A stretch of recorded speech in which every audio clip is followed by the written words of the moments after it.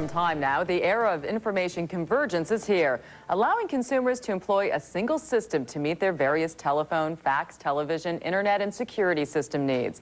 And one other benefit of convergence, a single monthly bill.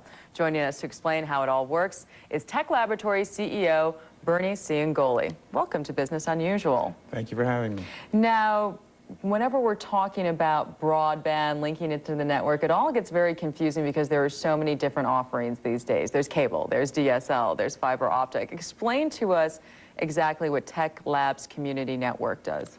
Tech Lab Community Networks is a subsidiary of Tech Laboratories, the parent company. And what we're involved with is delivering broadband, bundled digital services to communities throughout the United States, primarily at this point in the Southern Hemisphere, as far as Southern United States. We deliver broadband voice, video, and data vis-a-vis a digital network within the community to both high-rise and single-family plan communities. These projects are based on an internet intranet. We provide all of the equipment into the facility and deliver these services to the clients.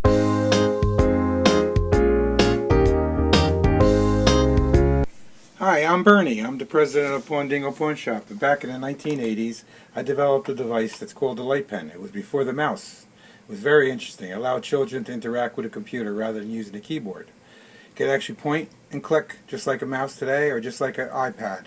This was very intriguing back in those days. I sold quite a few of them through Toys R Us, many other outlets, way before there was anything like a touchpad.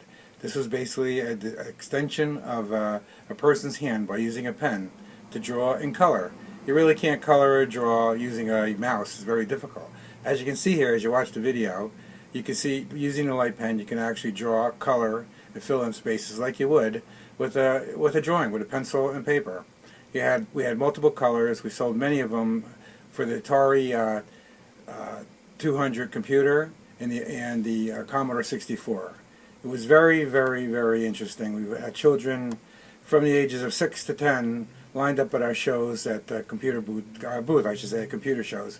And we were very intrigued. I asked them many times as the mouse developed, what do you like better, the light pen or the mouse? And they said, gee, I like the light pen because you can point directly to the item and draw. It's very hard using a mouse. It's all over the place. So what happened here was Apple and Microsoft, they spent a lot of money developing their mouse, and we were kind of left behind. However, we sold quite a few units, all during the 80s and early 90s. It was a really nice device. You can see the light pen in the girl's hand right now. Again, it was attached to the computer. You could pick a color and can actually fill in the colors. We also had a whole series of children's software, color recognition, alphabet soup we called it, and many others, as you can see as you look at this video. That's a little idea of the kind of technology that I developed in the early years. This is during the time when guys like Electronic Arts, who now have very, very sophisticated software for their gaming, I've known those guys, and I also knew Steve Jobs and many other people early computing. So this was a computer literacy product, which allowed people, as you can see this gentleman is doing it on the screen, to actually just point there, just like you're using, as I said before, pencil and paper, but now he's doing electronically. I got this idea from an early 50s show called Winky Dink, where you can actually put a piece of plastic over your TV set, and with a special crayon you can draw on that crayon. But it wasn't animated. What the studios did with animated, where Winky Dink could cross over a bridge, draw a bridge for Winky Dink. That was what caused me to think of this idea. It was very, very novel at the time.